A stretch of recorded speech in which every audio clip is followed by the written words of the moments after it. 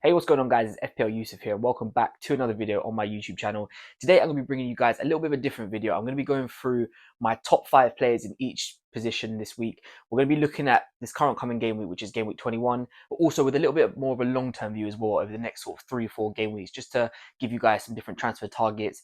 I know a lot of people are going to be wildcarding around this sort of time. They're going to be looking at doubles coming up as well. So yeah, hopefully this video will help you guys just look at some of the somewhat of the obvious players to look at for the shortcoming fixtures, but also maybe some little ones who are more outside the box that people aren't looking at and going to be more of differentials for a little bit more of a longer term hold. So without further ado, let's get into the video.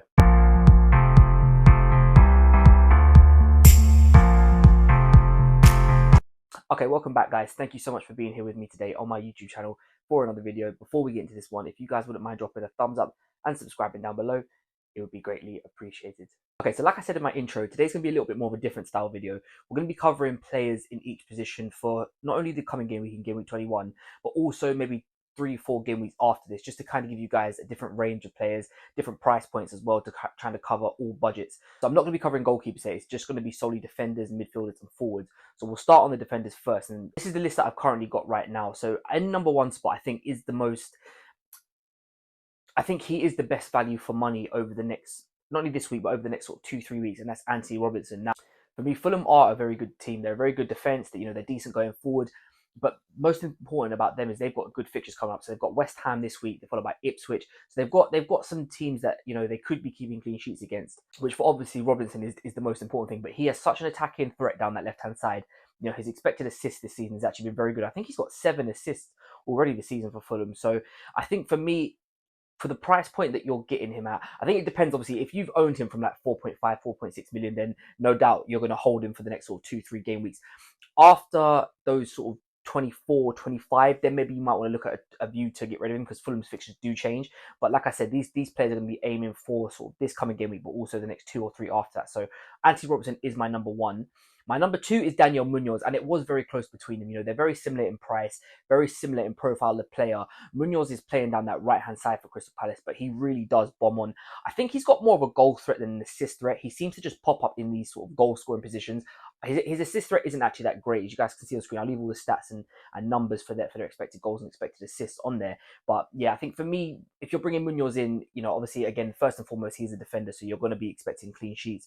Obviously, Crystal Palace have kind of got very similar fixtures to what Fulham have, so you'd be imagining at some point they will keep a clean sheet in one of these games. But for me, the reason why he's second on this list is because he does play quite high up, and obviously does have quite a good goal threat as well. I think he's actually got the most chances created from a defender this season, actually, for Crystal Palace. So he starts off in that sort of right mid spot in sort of like a Crystal Palace player, kind of like a 3-4-3 system, but he does sort of bomb on, and sometimes he is the furthest man forward, which for a defender, obviously on FPL, that's exactly what you want. And the price point that he's at as well is still very affordable, I think, for a lot of people. So yeah, it's very close between Robinson and Munoz, but I've just edged Robinson because I think Fulham's overall team is a little bit better than Crystal Palace. So number 3 is Lewis Hall. Now, Newcastle have had a great run of fixtures, which is the first thing to say, but this is kind of what you get players in on good fixtures, because they can go on a run where they can consistently score goals. I think he's grown into his position in the team over the course of the season. I know right at the beginning of the year, everyone was talking about him.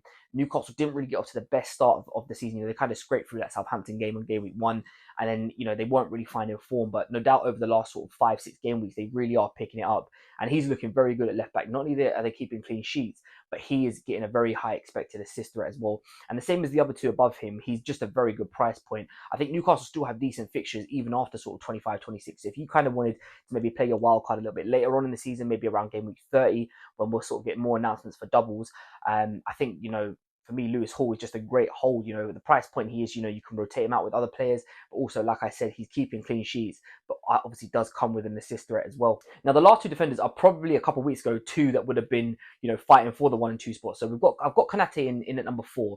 The reason why he's got ahead of Gabriel, and it's only just, is because I think, we're expecting Liverpool to have a double in either 24 or more likely 25 now. Konate being out, kind of meant Liverpool's defence to get into there was quite expensive. It'd have to be a Van Dijk, a Trent, a Robertson, someone of that caliber, but that's a lot of money to spend. However, with him being back now, he did take a couple of price drops as well whilst he was being injured, so he's actually much more affordable. And I think with the fixtures they've got coming up, I don't see him being rotated. Joe Gomez is currently injured. Konsa came off the other night injured as well. So I don't think they really have many options at centre back. So I think what we're probably going to see is, their back four will probably pretty much be settled with Robertson, Trent, Van Dijk, and Konate. So I think at the price he offers, it's the cheapest route into the Liverpool defence with their upcoming fixtures and a double potentially coming up. I think he offers great value for money. And number 5, obviously Gabriel's going to be on that list. Arsenal, despite their recent maybe lack of clean sheets, I think they still are, top 2, top 3 best defense in the league.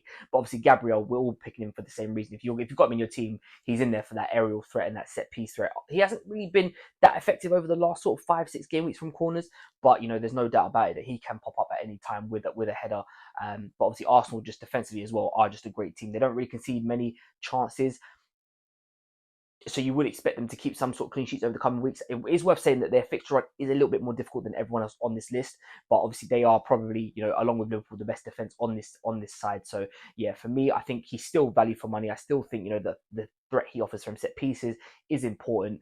But yeah, that's my top 5 defenders. Let's just jump straight into the midfielders now and get onto them and the forwards. Okay, so onto the midfielders. Now, this list was a little bit more tricky to put together.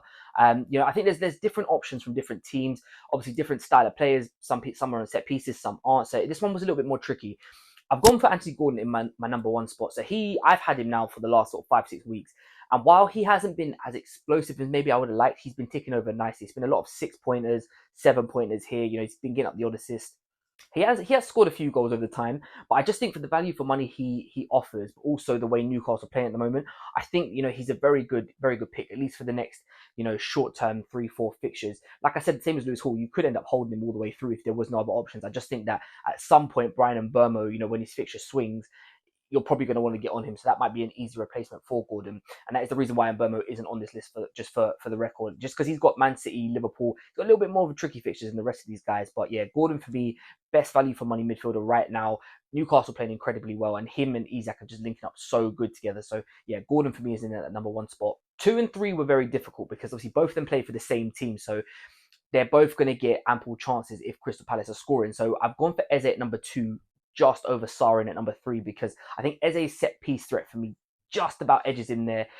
He's got some free kicks, some corners as well. So I think he just sneaks in ahead of Ismail Assar. I think Eze for me is a more consistent player, whereas I think Sar's more of an explosive player. So if you're someone who just likes someone ticking over nicely, 5 points here, 6 points there, the odd assist, sometimes the odd goal, I think Eze is your man. But if you want someone to get you the sort of double-digit haul, but then could go for a 2-3 pointer next week, then back to like a 9-10.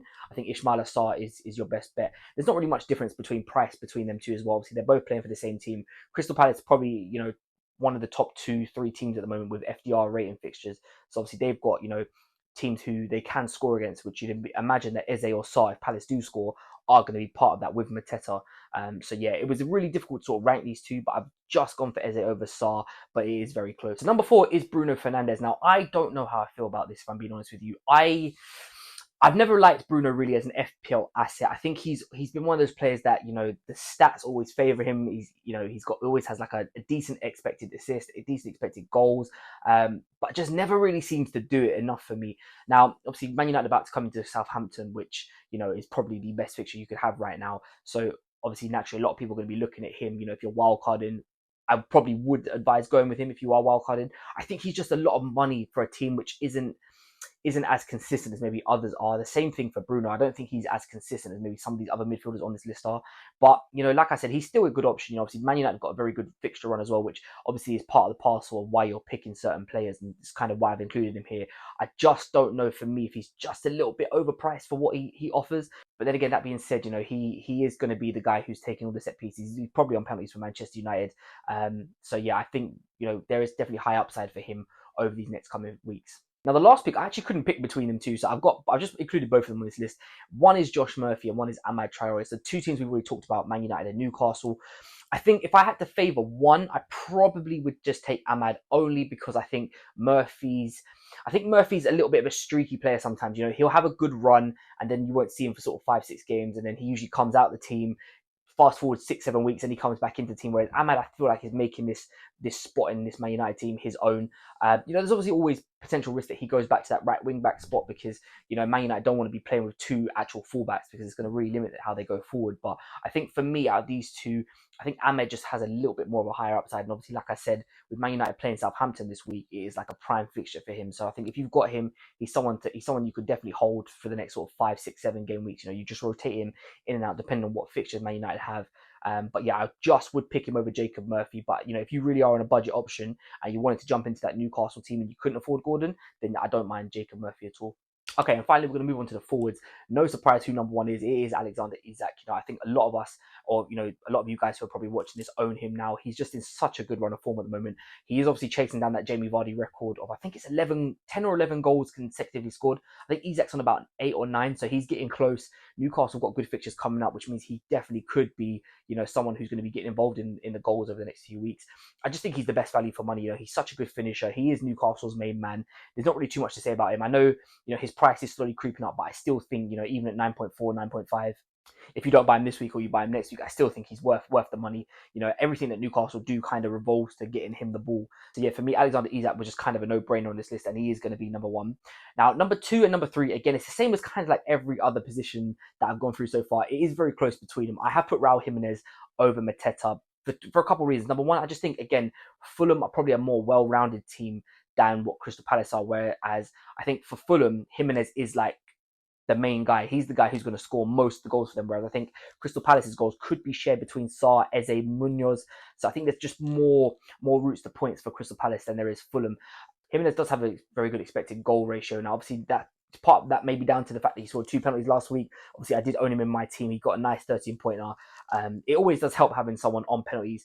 I do think Mateta, for what it's worth, is on penalties for Crystal Palace, but it's just if he ever does get that early sub, I suppose it is the same for Raul Jimenez. I think the difference between these two for me is one, Jimenez just about has the better expected goal rate, but also I think, like I said, the Fulham team is just a little bit more reliable, I think, than Crystal Palace. So it's very close between them, but I would just edge Jimenez over Mateta. But obviously the big factor between them two is the price. And I think the money you save on Jimenez, I don't think it's sort of like a 1.5, 2 million difference between them. So I'd rather just go for the cheaper option and use that money elsewhere. So number 4 on this list is João Pedro. Now, he is a little bit of a streaky player as well. I think sometimes we have to temper our expectations with these sort of strikers who are around 5 to 6 million.